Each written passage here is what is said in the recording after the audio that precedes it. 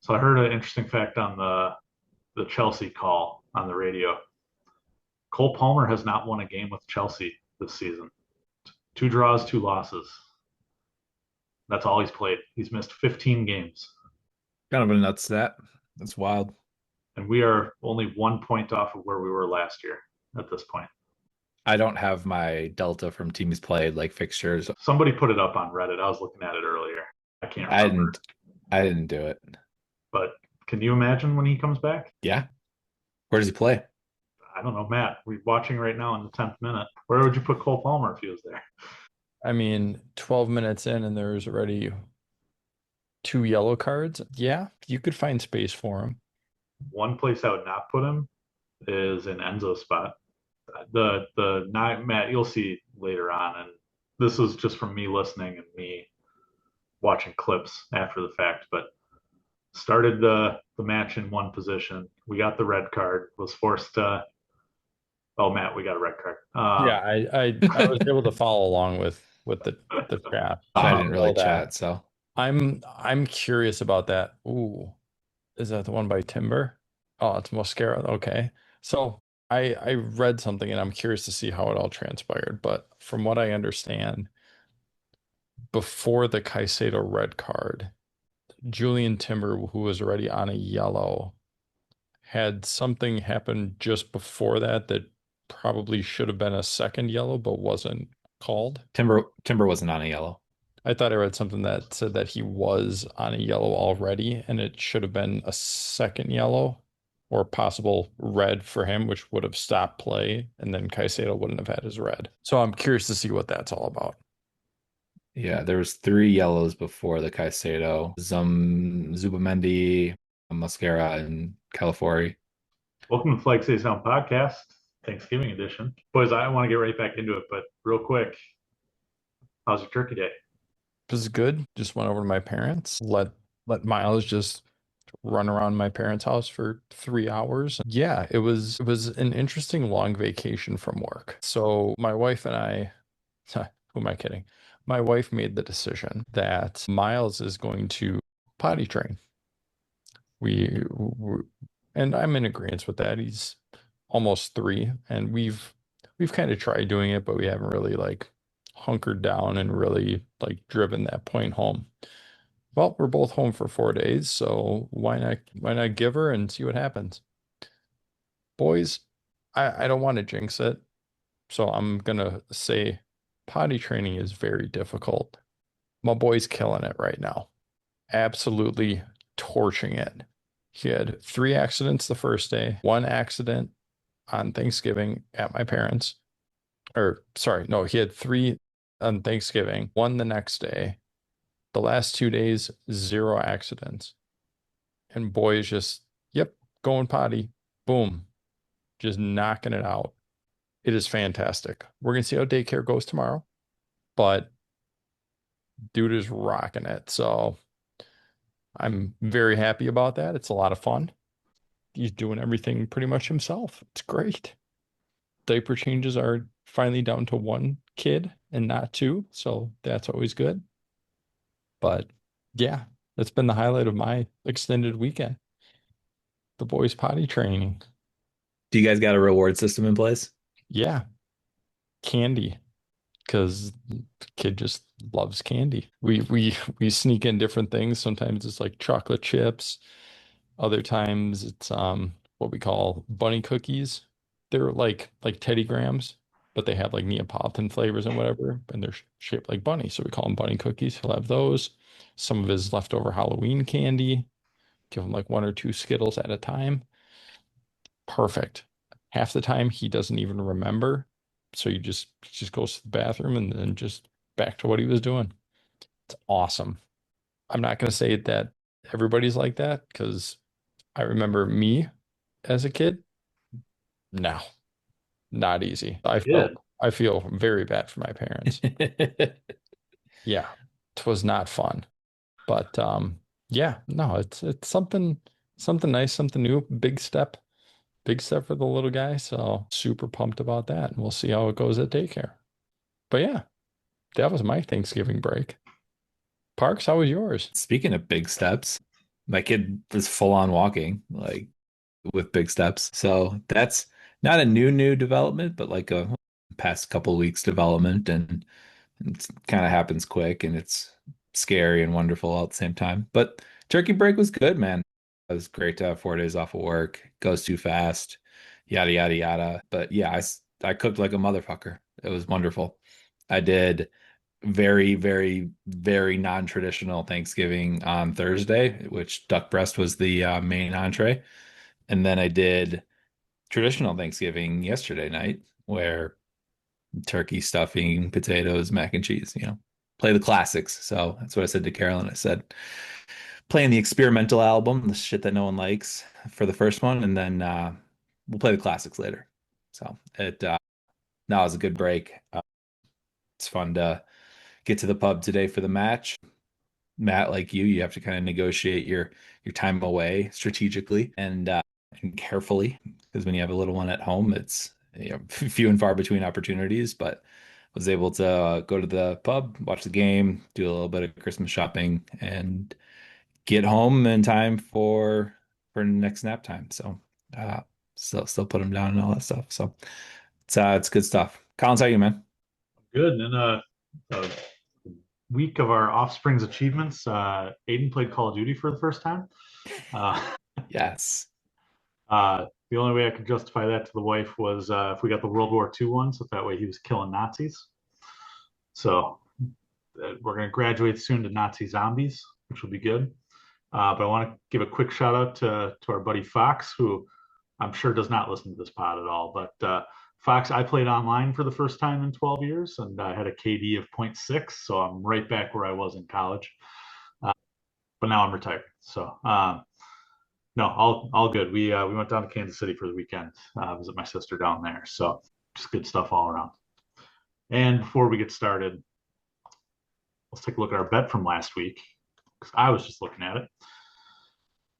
Matt said goals conceded 3.5. We kept a clean sheet and then conceded 1. So Matt, who took the over, loses. Matt with 3 win. Oh, I'm sorry, you had the like +4 or whatever weird one in there. Got it Oh, close I in. did, and I forgot to pick up a Four Loco this week. So I think that compounds then, right? 2 Four Locos next week. All right, let's do it. I think that's how that works. Please no. All right, Parker, you and I both had the under. So let's see our season rankings. Parker is blowing everybody away with 6 points. I have 4. Matt has 3 this week. Ooh, it's mine. Who do we have this week? We got Leeds and Bournemouth. We have Leeds and Bournemouth, Okay. both away, I believe. Yeah, First of both all, away. very excited for Saturday. Second year in a row, Chelsea played on my birthday, and we're celebrating Aiden's birthday that day and going to the pub. And Arsenal doesn't play at that same time. Manchester United doesn't play at that same time. It's going to be Chelsea fans there. Very excited about that. So we will say, for my bet, Cole Palmer, minutes played this week in total, 70.5. Take the over. All right. So I had to do a quick double check because I had sent you guys I of all people sent you guys the tweet from Fabrizio saying that Palmer would be available for Arsenal.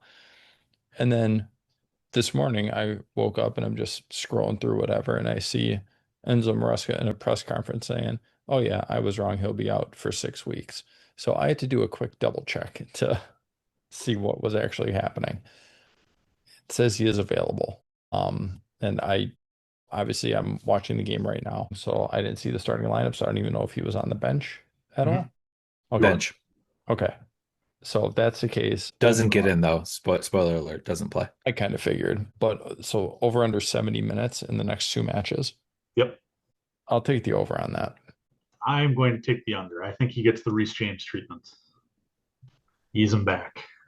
It's also 2 matches that you very easily can ease him back, because hopefully you don't need him in either. So don't risk it. But if he's good to go, like if he is ready, and this is all just dependent on how ready he is and who knows. But if he is ready, I see him playing. Not related to the bet, but just Cole Palmer related. Does he play if he plays, is it one match? Does he come on as a sub in one match? Does he come on as a sub in both matches? Does he start one sub one? What do you think? Start one, sub one is where I'm thinking. And I think he gets a solid 60-minute go in one of those, or 50, 60-minute go, and then 25, 30-minute cameo in the other. And I think it all is dependent on what we need. I think he plays in the Arsenal match if we're not down a man. Like, I think he gets in. I don't think you put him in there against Arsenal when you're down a man, because that's where pressing his legs are tired, and it just a situation where you don't really want to risk it. Him going all out against a team that's top in the league. So I could have seen him get in against Arsenal if things were different. So yeah, I think he starts one, sub one. I could see him starting both. I think I don't even want to call it a risk, but you run into the possibility of, if you don't need him, then you don't play him. And I think if you start him in the first one and then you're looking to just bring him on as a sub in the second, if you're already up, 3-0, is there even a point to bringing him on? Right. So to me, I think you start him in both and let him go 45 apiece. See, that's my thought. I don't think he starts, but I think, like I said, he gets the Reece James treatment. He comes on at half, a scheduled 45 minutes in the first one. And then the second one, again, if we're up, like you said, 3-0 at half, 2-0 at half, whatever it happens to be, I don't think he comes on. I think you give him a little bit more time to recover and then play him next week, because we got 2 games a week for the next 6 weeks, just about. Yeah. Keep in mind though, this is Cole Palmer, and it is pre-World Cup. And so Cole Palmer wants to play. He's a very stubborn human, and he wants to play and doesn't like getting taken out of games. So there is that like aspect of him where if he's good to go and he tells his coach, "Hey, I'm good to go," and he doesn't get in, you get angry Cole Palmer, and not good angry Cole Palmer. It's very pissy Cole Palmer. So you have to manage him through this whole process as well. And I'm curious. And again, we're not going to hear the whole story. We're going to hear parts of the story that the media wants us to hear, with how ready he is, or what percentage of fitness he's at, things like that. It's going to be interesting to see how it plays out, though. So Cole Palmer adjacent, his supposed good friend is what we heard at the time of the signing, Noni Madueke, comes on as a sub. Matt, spoiler alert. Forces Saka to switch sides of the pitch, even though Saka's got Kukurea on a yellow very early. He played a lot on the left. Madueke. He crossed over a little bit, kind of how Chelsea crosses over, but he primarily was on the left. Okay. Bukayo was on the right. When I heard him getting touches on the call, it was usually on that right. So I don't know if he just wasn't. Was he getting touches on the left? Yeah, a couple. But again, they kind of did what we do, which is sort of dependent where the ball is, and they tend to overlap and switch for parts of time for 5, 7 minute stretches where Neto and whoever will flip for a bit. But yeah, he got more touches on the left than the right. Fair enough. Appreciate the the visual, but comes on. He's his normal Noni self, from what it sounded like. Dribble into people, turn it over, roll around for a little bit. I don't know if it was on the video feed, but I saw a lot of clips from the stands afterwards of Noni being subbed on. Cole Palmer is warming up on the touchline. Fans are booing Noni. Cole Palmer turns around to the fans, like nodding, like, "Yep, give it to him." The whole Noni transfer situation was a weird one. Transferred out the day before the semifinal or day before the final of the Club World Cup. Anyways, Enzo Fernandez and Mark Cucurella, both. I think it was Enzo who made the tackle. Cucurella happened to be in the area. Ball gets launched out towards the center circle. Both turn around, say something to him in a very Enzo Fernandez way as Noni lays on the ground, and it reminded me very much of the Mason Mount situation. So, yeah, for as much as the media wants to put forth that the Noni thing was beneficial for everybody, everybody left on good terms, da da da da.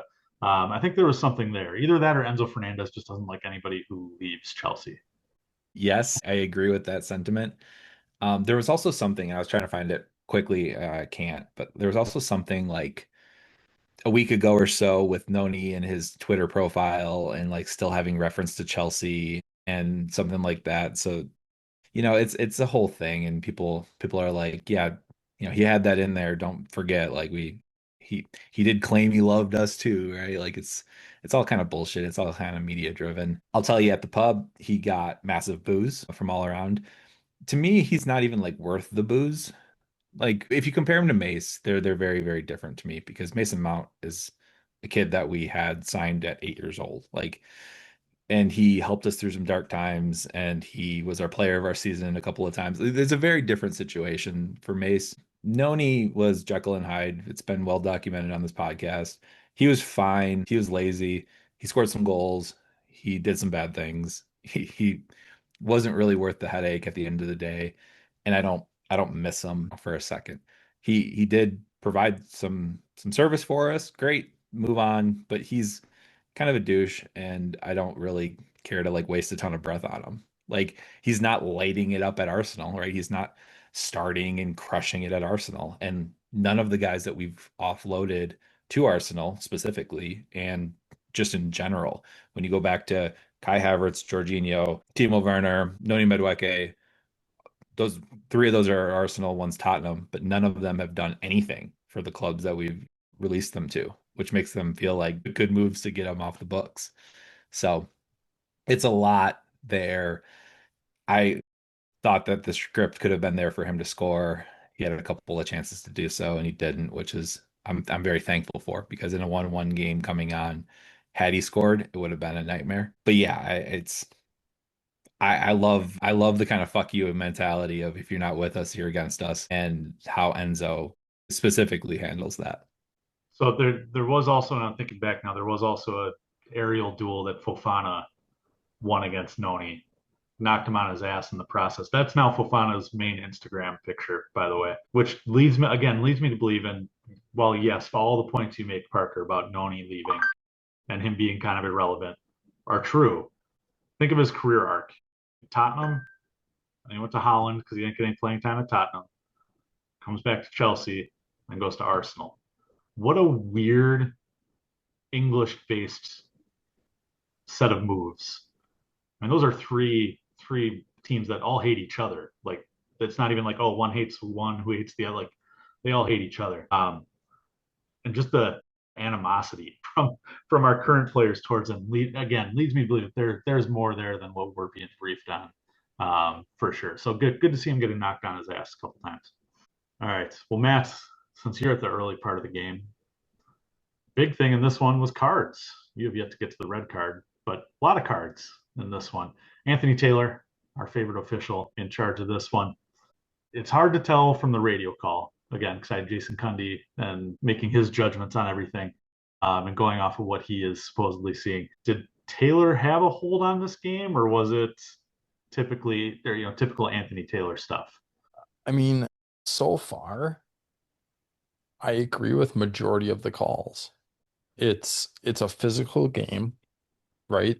It's a North London derby. They don't like each other. It's very heated, and you can tell that from the opening 5 minutes. That's when the first card came out. I think he had to pull the card. Otherwise, it was going to get chaotic very quickly. So right now, I think he is doing a good job of trying to manage it the best that he can. Like that's probably the main takeaway I have right now is how physical this game is. Like there are no half challenges in this game so far. They are full-blooded. Like Kukurea arguably could be sent off already. Like, and I'm in the 34th minute right now.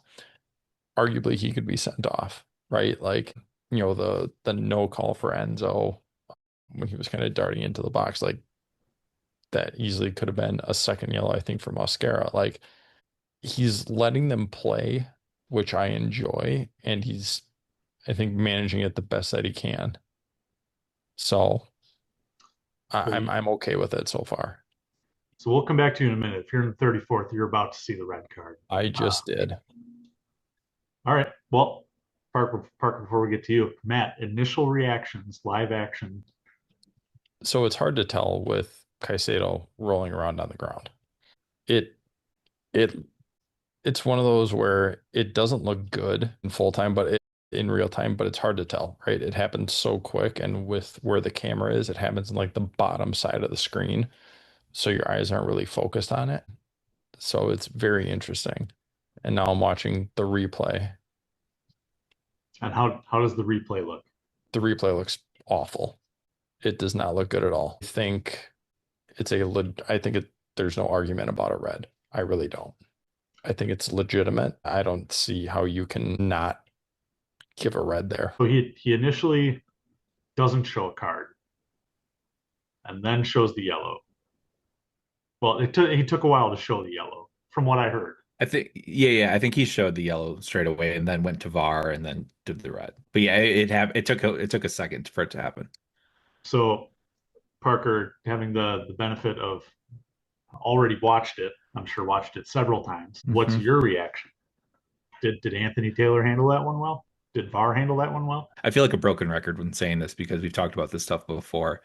The only argument against a red is the fact that this same situation happened against, I can't remember who at Tottenham, Kunde at Tottenham, something like that.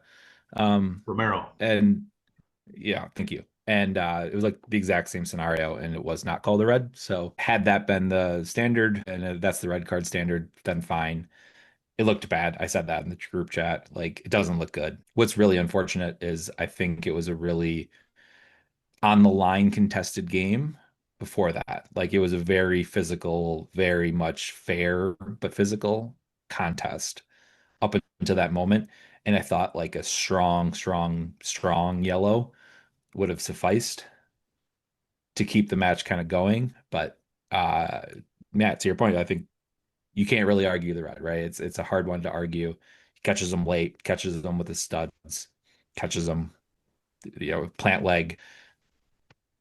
It's a foul. It's a very hard foul, and in a situation that's not, needed. But that's Caicedo, right? Caicedo plays on the line like that, and that's kind of how what we love about him, and what hasn't been a big deterrent for us this year has been in prior seasons. Like, cards have not always been our best friend. So it's an interesting one. It sucks because it goes against us in a great game up until that point.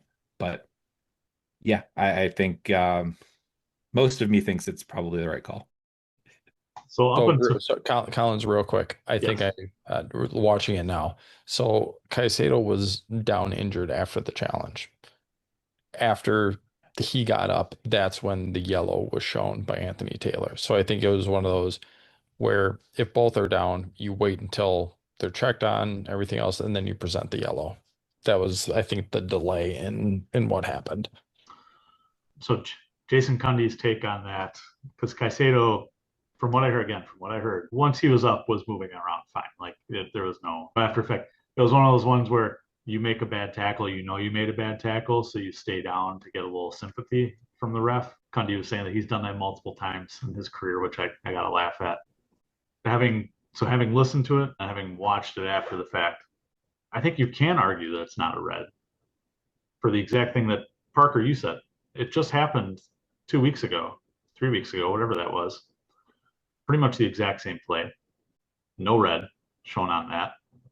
And then even if you look, I know you can't look in the future from that point, right? But hindsight now for us as podcasters, you look at, I think Yorkis should have been sent off. I think, who was that who elbowed Trev in the face? Is that Muscara? Oh, no, Hincapi? He probably could have got one, right? I think if you're going to give, we'll call them orange card level tackles, a red, I think it needs to be pretty standard, right? If you're gonna give one orange card a red, you're gonna give all the orange cards a red. So I was disappointed in that. But up until then, I thought Taylor was doing a great job managing the match itself. You know, like you guys have said, it was an intense game. Both sides came out wanting the ball. No 50-50 challenge was half-assed. So you gotta lay down the law a little bit. I know most officials don't like to do that early on, but you kind of needed to in this one. So I do want to give Anthony Taylor credit for that. But the red card, I would have been okay with a yellow. But hey, like, dude, the smallest thing coming up that you do is going to earn another one. Like this severe. And see, that's kind of where I was. Yeah, that's what I was kind of wondering too, Collins, where I think Caicedo had a couple of crunching challenges before that, and he might have been already on the next normal foul equals yellow. And so, I mean, if we're thinking of like a red card as like five mid infractions, and a yellow is like 2.5 or whatever. He was on two, and then his next one was worth a three. Like that's kind of that would be a way for me to justify Anthony Taylor showing red there because of that scenario. I don't know if that's how they do it. I don't know if that plays into his decision. I have no clue, but in my head, that might be logical, and that's all I can comment on is what's logical in Parker Gross's head. So I guess that makes sense to me, but I have no idea if that comes into it. So I just saw the yellow on Hincapi for the elbow against Trev. It just came by. To me, that's a yellow. There's no, to me, I have no doubt that's a yellow. He didn't swing the elbow. Yes, he led with it, but he didn't swing it. It happens all the time. I'm fine with that. Yeah. It happens more times than we actually notice in a match. It's not uncommon. If you're going full Liam Delap and gearing up and giving a good elbow as part of the process, yeah, that's a red. But this one, he just went up. His elbows were out. Yes. If it doesn't catch Trev in the face, it's normal business as usual. So I didn't see anything wrong with that. So I'm not disputing that at all. I get that. But when you listen to, I love that the refs have to give an explanation now after VAR. Anthony Taylor very specifically said excessive force. It wasn't so much the challenge itself, it was the force of the challenge. I'm sorry, but you basically gave Trev a tumor, right, on his face. Excessive force, not necessarily the challenge itself, but the level of brutality in the challenge. I mean, catching an elbow there, catching anything close to your eye is going to swell up immediately. Like, So that's just how it is. So I understand excessive force. To me, excessive force is you're locked and then you actually full blown, like there's force behind it as opposed to just going up and accidentally catching somebody. To me, they're different. I don't see this as not being excessive. Like that to me does not look like excessive force. so if Caicedo, 'cause he goes pretty full speed into his challenge, right? It's excessive force, right? The physics of force in that. If he's going half speed into that challenge, same thing. Stud's kind of up, right? Catches him on that plant leg. Is it a card even at that point? Yeah. Hard, not red. Soft yellow. Caicedo doesn't do anything soft. No. That's what she said. All right. Well, but before we talk Barcelona, I want to talk about one other thing in this one because we just had this a couple weeks ago when we played United. Pretty much the same situation. First half red, playing not the same red, not big game, red card. At the time of the United game, Maresca subs off both his wingers for was it a midfielder and a defender at that point? In this one against the league leaders, and by the way, undefeated in Europe, Arsenal. What does he do? Makes an adjustment. I'm not saying he went for the win, but he was going for points. Takes off João Pedro, takes off Estevao for Garnacho and Liam Delap.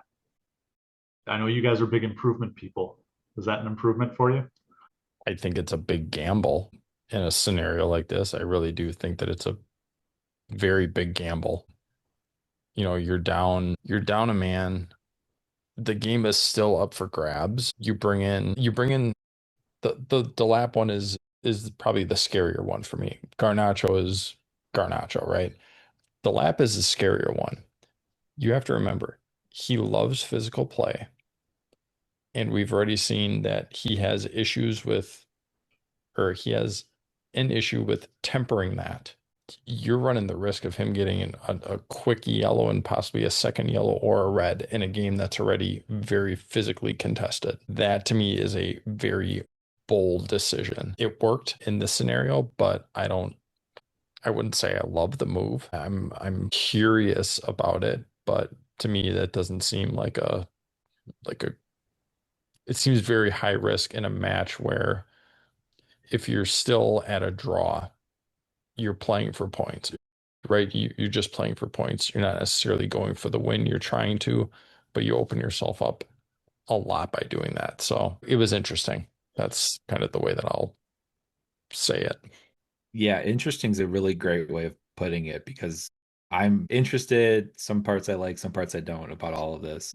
I actually love the Delap sub because I think this is Ipswich Delap, where you're in that situation where you are kind of playing from behind and you are like in a more boot it and go do your thing sort of mode. We didn't see that, which I was a little bit disappointed in, but I like the move. I like the sentiment behind the move. And Joao Pedro, hasn't been in great form and didn't do a ton in the game anywho. So I don't mind that move at all.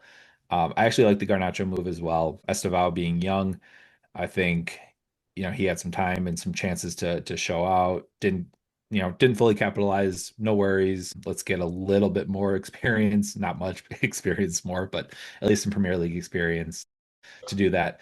But the bigger move for that is getting Neto on the right versus on the left, because I don't think Neto on the left was great for us in the first half. And then the Garnacho move allows Neto to go to his preferred right side. So I like that move as well.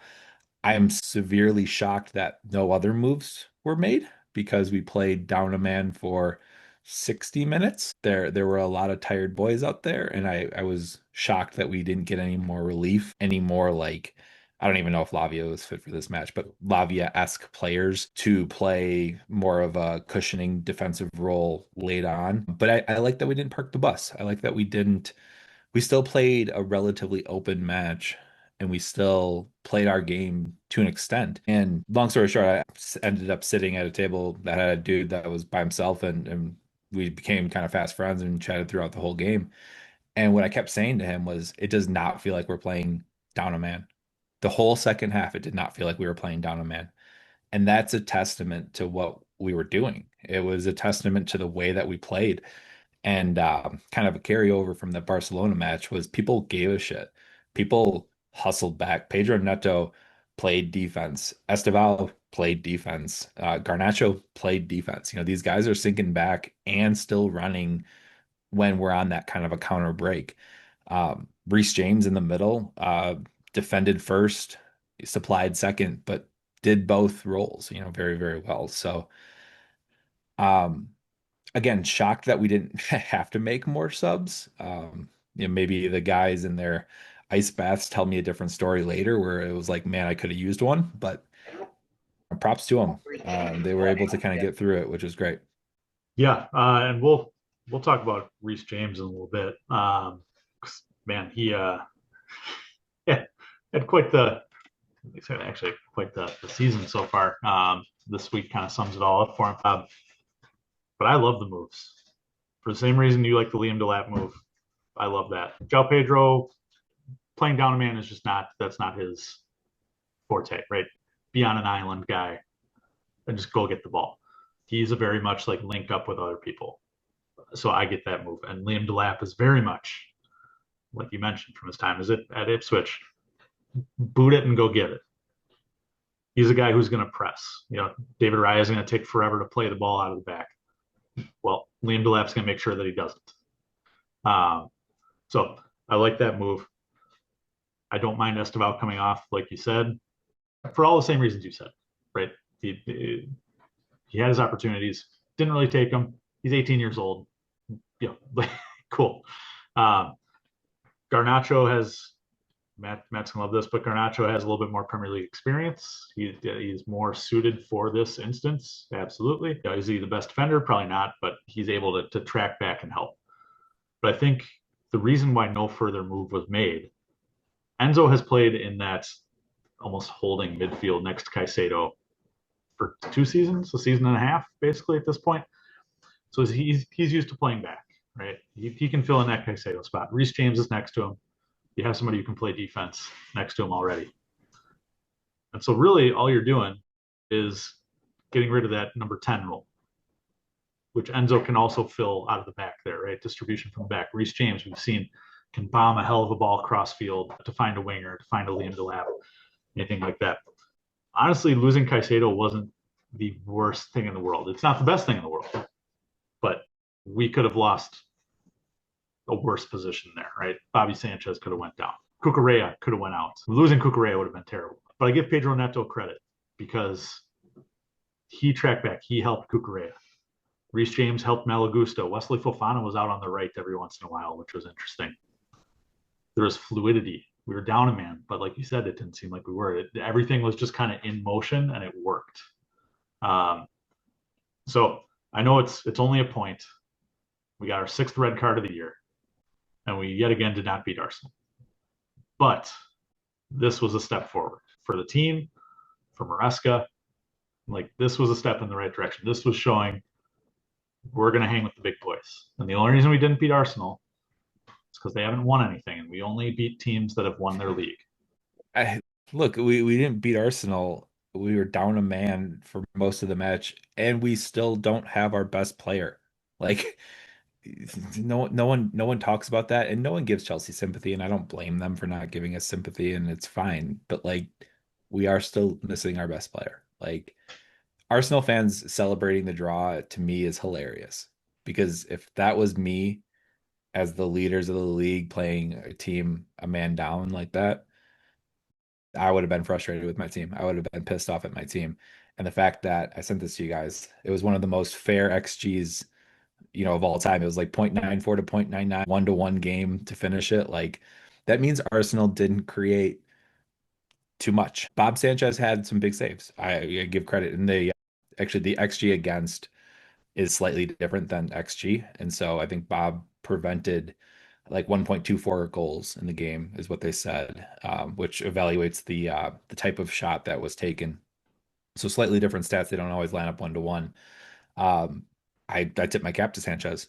I think Bob Sanchez saved our butts a couple times in this game. He had 2 big saves. So full team performance, and I think walking away with a draw here is a win considering the circumstances. So just some closing thoughts, closing notes on that match. And this is per Nazar Kinsella, per Opta Joe, the site that does all the analytics and whatnot for the Premier League. Per Andy Collins. Yes, per me. Arsenal managed just 8 shots in today's draw, 7 after the red card. It's their fewest in a Premier League game since October 2024 at Bournemouth. Meanwhile, the Gunners faced 10-plus shots today for only the 2nd time in the league this season, along with match day 1 against Manchester United. Arsenal failed to win a Premier League game in which their opponents received a first-half red card for the first time since August 2010, when Joel Cole got sent off for Liverpool. So, some high notes, I would say, in this one against the league leaders. All right.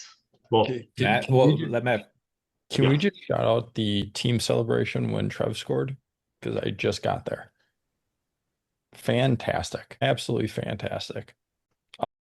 There is one thing. So going back to, and I know we've beaten this point to death, but going back to the Caicedo red, and I just kind of realized this, but all of his challenges and all of his kind of scuffles before the red were all with Marino. All of them. So to me, that has to play into the scenario where he goes in with the studs against Marino again. And Marino was just a fucking douchebag the entire match. So, spoiler, he is my man to get the fuck out of here. Just calling it right now. From his unibrow to just his style of play. Go fuck yourself. All right. Well, we did not do a poll on this one. So, man, get the fuck out of here. Matt Scott, Marino. Parker, who do you got? Mikel Arteta. Can't stand the guy. That's mine as well. Fuck him. All right. Man of the match? I'm giving it to Enzo for all of the intangibles, for all of the things. And Collins, you alluded to it earlier about kind of his mentality about if you're not with us, you're against us. But like the way he plays, it's all the stuff that doesn't show up on a stat sheet. And I feel like he still gets on the stat sheet, if that makes any sense. He still is contributing, and he just does a lot of the dirty hustle kind of shit work out there. And so I think he deserves a lot of praise. I think he had a great match. Collins, who do you got? I got Reece James. Playing out of position. I said earlier this year in our preseason thing that he's going to be a Swiss Army knife this year. He looked like the most natural midfielder I've ever seen. Fantastic from him today. That was going to be mine as well. I think the way that he took over Caicedo's spot, right? He played that pivot extremely well. And also just some of the plays that he did make when he was in that midfield, the turn and burn he had on Calaforio, like that was just dirty. And I never thought I'd say this watching a Chelsea game or watching a soccer game in general, but to actually see Reece flat out sprint and run was a thing of beauty that we haven't seen in quite a long time. And when we did see it, we would kind of hold our breath because we're like, all right, is this going to be the hammy that goes? I didn't have that feeling watching him sprint. I was like, oh, he's going out for blood. Like he's going to get this ball whether the opposition's giving it to him or not. I liked seeing that. It was something that was very much needed and missed from Reece, and I think he played a brilliant game. And not to mention his poise when dealing with the officials and all the other shit that was going on. His poise is something that I think is very undervalued. He's not necessarily going to be the most vocal guy in the room, but he is going to have a calming presence about him. And I think he did a great job of that in a match where it was really needed. So actually, a great piece in the Athletic this week on Reece James and his leadership. Basically, in an interview with him, they talk about how he's kind of an introvert, which we can all tell, right? And so he kind of leads by pulling people aside, giving real quiet talks. And you see this on the pitch all the time, right? Kind of one-on-ones with people. Between that, I guess he organizes team dinners during the week. And I don't know if they caught it on the TV broadcast, but they did on the radio broadcast. He gathered everybody at the center circle before halftime again, before walking into the locker room, which has been a new thing this year. Instead, he relies on Enzo Fernandez for more of, they said, I think it was like the quote, aggressive leadership. So I want to give a shout out to Reece James, as you just did, the leadership there. I also want to give a shout out to the medical team because, like you said, we get to see him run again. Foley and company caught a lot of flack when they fired the entire medical staff, but this is the first time in, I mean, gosh, it's been what, like a year and a half, knocking on wood right now, that he's been out long term. They really eased his way back in, but seems to be no issue. All right. Well, with that, let's turn to the Barcelona match real quick. 3-0 against the reigning Spanish champions. And that was the knock on Chelsea going into the Club World Cup. It was, they didn't beat the Spanish champion, they didn't beat the Italian champion, they didn't beat the English champion. Well, we've now beaten the English champion and the Spanish champion. Beat the French champion earlier this year. Honestly, in pretty commanding fashion. So I don't even know where to start with this. We had a red card in Barcelona. That was great. But then 3 goals, of course, following that. Delap, Esteval, and an own goal, which, let's see, Pedro Neto set up. Yeah. Thoughts, boys? Matt? I was not expecting this match. I was not expecting this outcome. Barcelona has been playing very well. Obviously, they don't have 2 of their young star players. They're both out injured, Gavi and Pedri. I think it was a much more wide open game also than I anticipated. And you could tell that from the first 5 to 10 minutes. You think of Barca, you think of kind of that slow build up, tiki-taka, all that stuff. It was anything but that. So I was surprised, and with yes, all of the offsides goals that we have, the Timo Werner special goals. Yes, if things are changed a little bit, it could have been 7 that we scored. At the same time, it also could have been 5 that Barca scored. Like they did have their chances. The one that sticks out to me was Fernan Torres, and I think it was like the 15th minute. 5th. Early on. Like you gotta have that. I do think that they had some chances that they could have scored.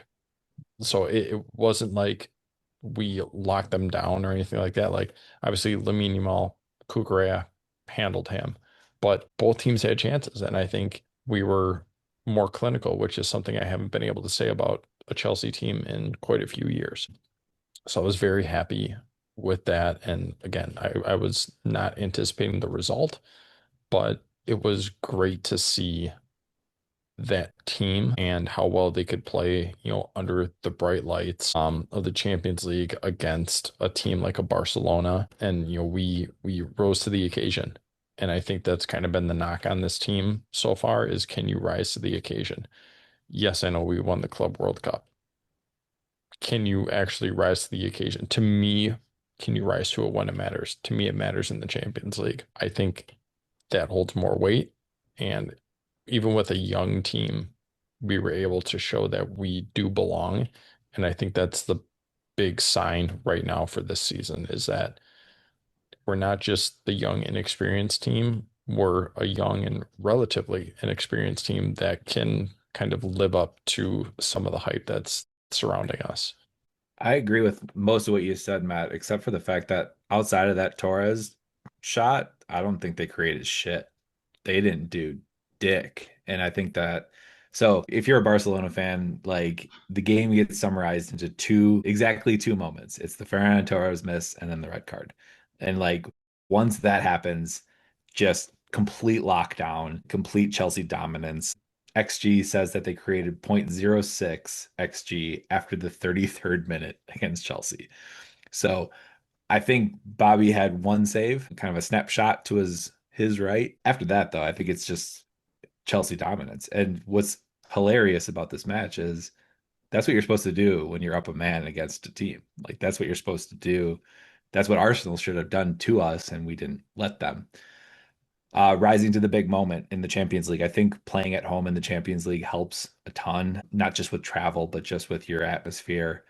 I got to experience that firsthand, seeing a Premier League game and then a Champions League game in the same week, and just the atmosphere at Stamford Bridge is different when it's the Champions League, and it's awesome, and it's like it's just rocking. And I think we did a lot to win that game from the fans to the players, giving a shit, tracking back, making good tackles, making the extra effort, doing all of those like little things. Um, and then, the highlight is Esteval versus Lamine Yamal. I think like that's the title, that's the marquee banner of the matchup.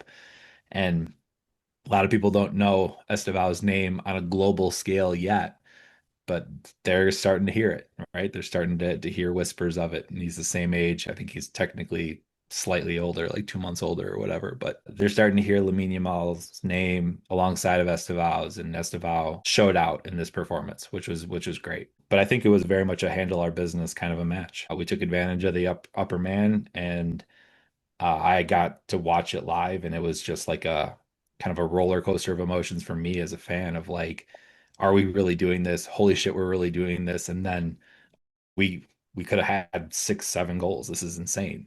We had goals get called back that used to piss us off. But they only pissed us off because we didn't score other goals. Like Kai Havertz only pissed us off is because we scored two offside goals and then we lost 2-1 against Brighton or something. That those moments were frustrating. But when you win 3-0, you kind of forget about those a little bit more. So all in all, man, massive Champions League. I don't know where we stand in the like standings and where we're at in the like how many matches have we played, how many are left in qualifying, or how all that works now. But it definitely puts us in good position to get through, hopefully in the top 8 where we get a bye and push forward.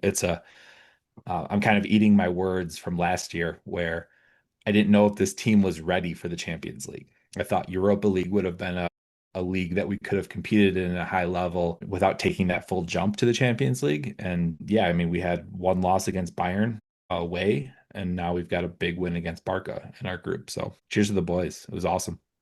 Yeah, and I think talking about eating our words from earlier in the year, I forgot there were 2 match days. We were fifth when I looked. We are currently seventh, tied with Dortmund, same goal differential, but 3 matches left to play.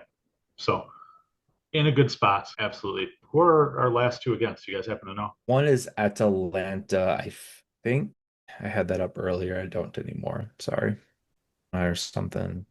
We got It's Napoli on the last day, Atalanta. whoever the fuck Paphos is. They're always in the Champions League. They're always qualify from a different country.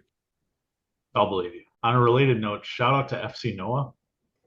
who are the kings of social media. In case you didn't see it, definitely go follow them on X. Conference League friends of ours.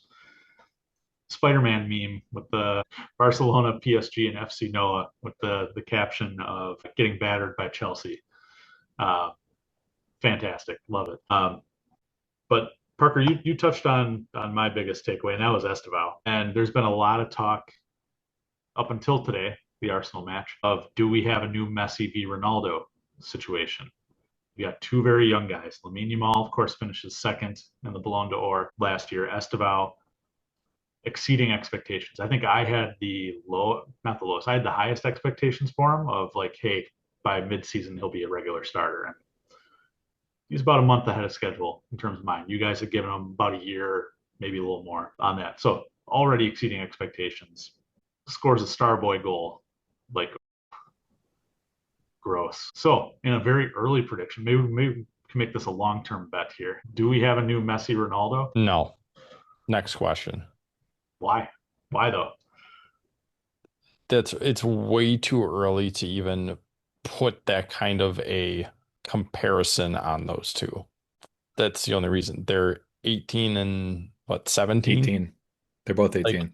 Like, no. Stop it. So will one fall off?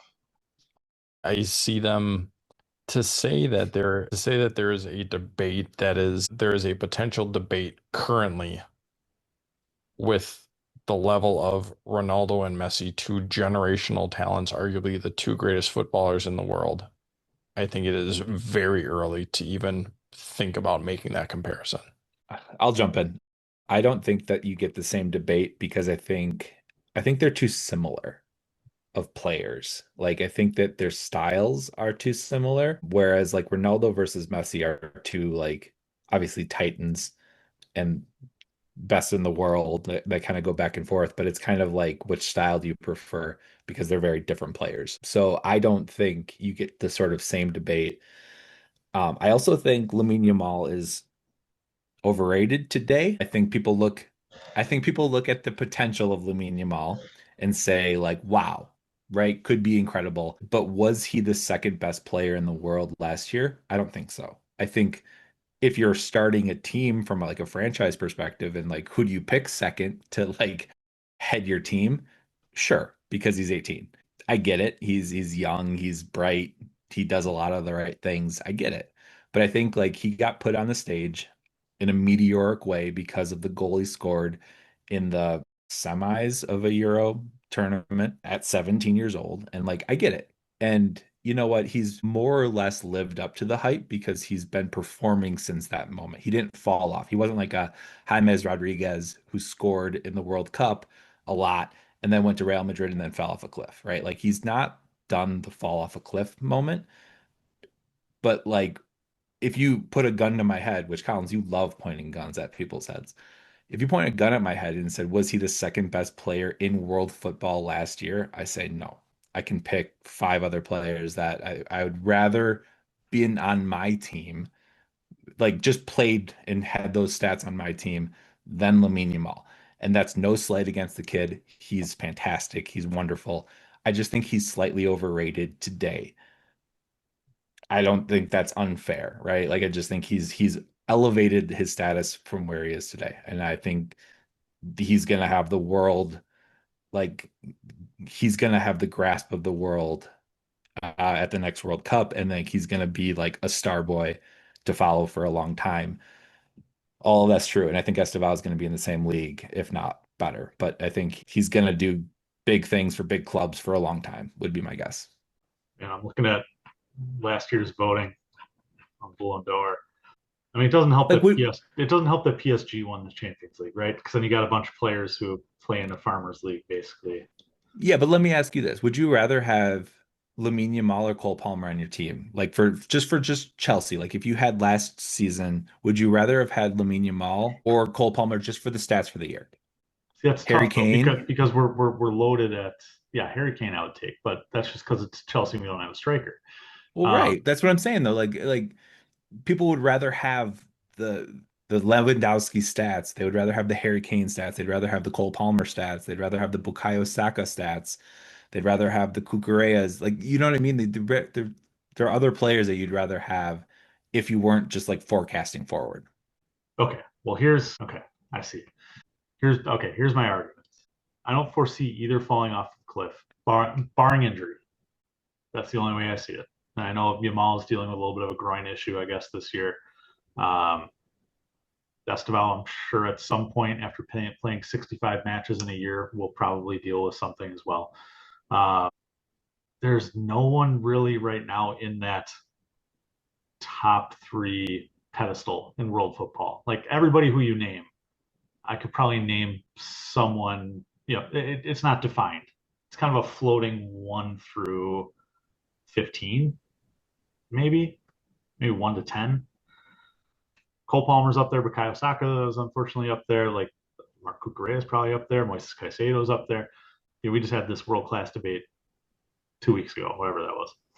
Over the next 15 years, if they play even just into their early 30s, these guys are both 18, or I think 18 and 19, or maybe both 18. Yamal is already there. He's voted the second best player in the world, fair or unfair. Esteval, now that he's at a big European club, who has won it all, I'm sure will win some piece of silverware this year. If not, make a decent Champions League run. That will put him in the tier for Ballon d'Or rankings, right? And I know Matt loves the Ballon d'Or voting and all that, and Jorginho. By the way, shout out to Jorginho for winning his second his second Continental Cup this weekend with Flamenco. His first since leaving Chelsea. Shout out to Arsenal. But I think it almost has to be these two. I don't know another player at that level, or the potential to be at that level, both at a major European club, who's going to be able to go against Yamal. Yeah, Real Madrid might have, who's it, Mastrobono is supposed to be like their next big Argentinian player. He's back from injury. But Well, are we talking about young, or are we talking about just best players in the world? well, so the argument isn't that right now it's a Ronaldo Messi, but this is the next Ronaldo Messi. This is going to be the next decade. Who's better, Esteval But or Lamine Yamal? but that has to mean that they're going to be competing for Ballon d'Ors for the next 12 years. And you don't think that they will? Okay, so my question to Matt is now to you. Why? Well, I'll let Matt talk. I interrupted you. Sorry, Matt. Where do I even want to start with this thing? Okay, so Parker, I agree with you with Lamine Yamal. I think he is overhyped because of the media. He he has very much the same or similar comparisons and bring ups as Messi.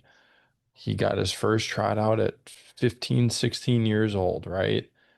That's when Messi came out. He was at Barcelona. Like everybody's trying to find the new one, and the fact that he was a young kid playing for Barcelona, they decided to slap that on him. As a history lesson, do you remember the last 16-year-old, actually, you might have been 15 at the time, that played for Barcelona, that everybody was saying is going to be the next big deal? Does anybody remember his name? Ansu Fati. Anybody know where he is now? Yeah. Like, I don't like having this talk because these kids are so young into their careers. Yes, do they have potential?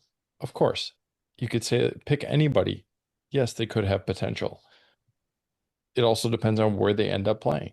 When you talk about are they a lock for Ballon d'Or? I think the advantage that they both have is that they play for very predominant national teams. If you flip that and look at somebody like a Moi Caicedo, nobody's banging down the door to see Ecuador play a match. Nobody's expecting them to do much. Unfortunately, that plays in to Ballon d'Or. So I think they're already at an I would call it an unfair advantage because of their nationality. But is that not the same as Messi and Ronaldo? Messi, yes. Ronaldo, Messi, no. yes. And Ronaldo, meh. and it's not so much. I get they're young and overrated and all that. Could you not? The same arguments have been made for years about Ronaldo and Messi. it's Pinaldo and it's Pessi. Like, they score penalties. That's their claim to fame. They play in La Liga. They don't play anybody good half the time. They can easily score 4 or 5 goals a game. Messi is running over MLS, yeah, because it's a fucking joke of a league. Ronaldo's playing in Saudi. Oh, ha ha ha ha ha! Like, it's not so much the bet. Like, hey, these are definitively the best in the world. It's what is most of the world talking about. I realize as I'm saying this that my argument is pivoting, so I'm acknowledging that. It's who is the majority of the world arguing are the best 2 players in the world. And I think these two are on the easiest trajectory to get there. I think this is if you look at the statistical projection, right? This is going to be the argument for 10, 15 years because they play for Spain and Brazil, because they play for Chelsea and Barcelona. They're going to face each other every year in the Champions League, face each other every 3, 4 years in international play. They're going to light up the stat sheet. They're going to win trophies. These guys are primed to be the 2 stars of our sport.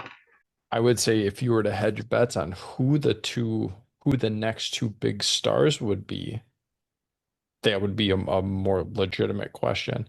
The Ballon d'Or, again, is a crapshoot. The way that they pull stuff, like to me, it's just a crapshoot. Roll dice, throw darts at a dartboard in the dark, and pick your winner. Right. The thing is, it was easy to do it with Ronaldo and Messi. They were the 2 that were above everybody else from a stats perspective. And they both played in the same league for a number of years. So it was very easy comparison at that time. Do I think those 2 have the potential to be the 2 most talked about over the next decade? Yes. If you also include, I would say, Mbappe, who's only 26. And if we're talking about him being, and we see players now 34, 35, 36 still out there playing. Yes, they're not playing necessarily in the highest leagues, but they're still out there playing. So you've got Mbappe for at least another 5.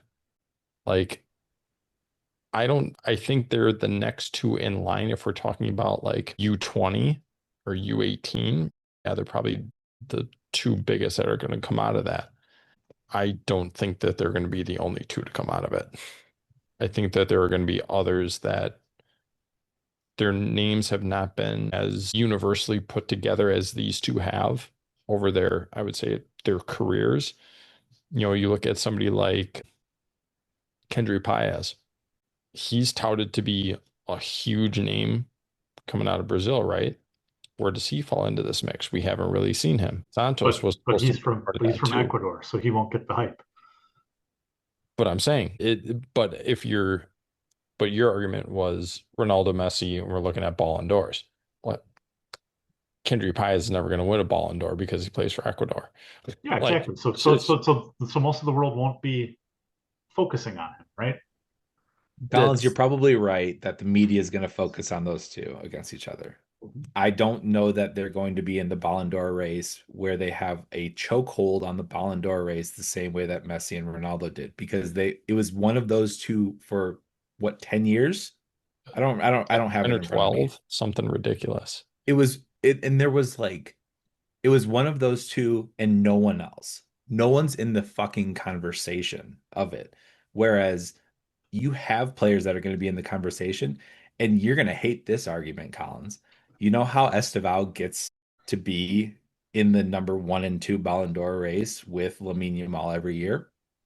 He leaves Chelsea and he goes to Real Madrid or he goes somewhere else because playing for Chelsea is not going to get you there. Like playing for Chelsea is not going to get you in a 10-year 1 or 2 Ballon d'Or race. It's just not. Like no English player, no one that's played in the Premier League has been in the Ballon d'Or race for 10 years the same way. Like people kind of pop up and get in. Like Jorginho got third one year, but was 20th the year before and 45th the year after. No one's been consistently in the race as an English person, like or playing for an English team.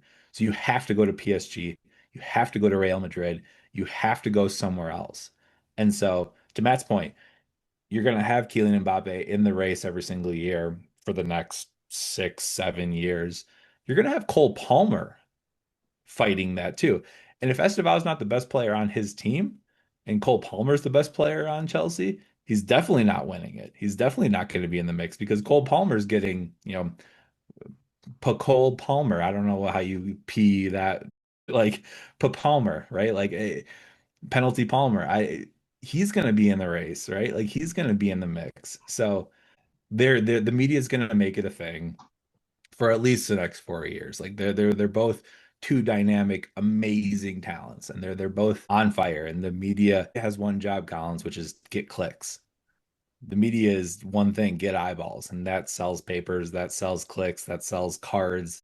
Tops is licking their chops, Panini is licking their chops because they've got another dude that you want to buy packs for. Like they're just loving it. And if you want to follow anything, follow Tops Now, which is they do like moments in cards. And Estevao's big breakout was a big card drop that they did when he scored against Man United. Like people bought that card because they wanted the one of one autograph of that card. Tops Now has their finger on the pulse of like what's current, what's today.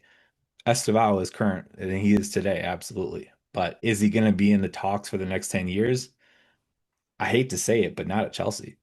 Like it's not going to happen if he's playing for this club because the way we run our club is different than Spanish teams. It's different than PSG. I don't want him to be the next Neymar because we all saw how the next Neymar, we saw how the Neymar saga went and phased out. Like I don't want that to be the thing. I want him to be the next Lampard. I want him to be the next Chelsea legend, right? Like I want him to be that guy. That looks differently on a global scale because Lampard was never a Ballon d'Or candidate like that, Like it's just different. Sorry for the rant. No, I like that argument. Matt, your argument sucks. I disagree with you for the first time this year. That's fine. One other thing that I'd like to point out, I'm just looking quickly at the names. If I remember correctly, last year was 2024, so that was Rodri who won it, correct? No, 2025, Ousmane Dembele. Dembele won the last one. Again, that just goes to show that I have zero faith in the Ballon d'Or rankings. Your top 10, Dembele, Yamal, Vitinha, Mo Salah, Rafinha, Hakimi, Mbappe, Palmer, Donnarumma, Mendes. Yep. Yeah. And even looking at 2024, Erling Haaland, he might be in the conversation for a while too. Just want to throw that one out there as well. Like no one gives a shit about Norway. There are going to be a lot of people who are going to be in this, so I don't think it's going to be a clear cut 1 and 2 for the next 10 years. Jude Bellingham at 22 is going to be in the conversation for a while. And he plays at Real Madrid. You mean Dele Alli Part 2? Jude Bellingham is going to be in the conversation. You watch. Dude, argument for another day. We're past time, but there is no time. Scott McTominay, he'll be in that discussion for a long time. That's one that I raised my eyebrows at. He might. It's the Ballon d'Or ranking, so who knows what the hell they were actually ranking on. Scott McTominay over Declan Rice is wild, for the record. Because Declan Rice finished 27th in that voting. Denzel Dumfries on that list. All right. Well, if you like what you listen to, subscribe, rate, review, all that good stuff. Follow us on X at FlagDownPod, especially as we head into a very busy December here. Lots of matches with the extended Champions League calendar. Boys, any closing thoughts? Buckle up. 8 matches in December. Matt's favorite month of the year. All right. I hate December. Always a terrifying month for me. Boys, cheers until next week. Cheers.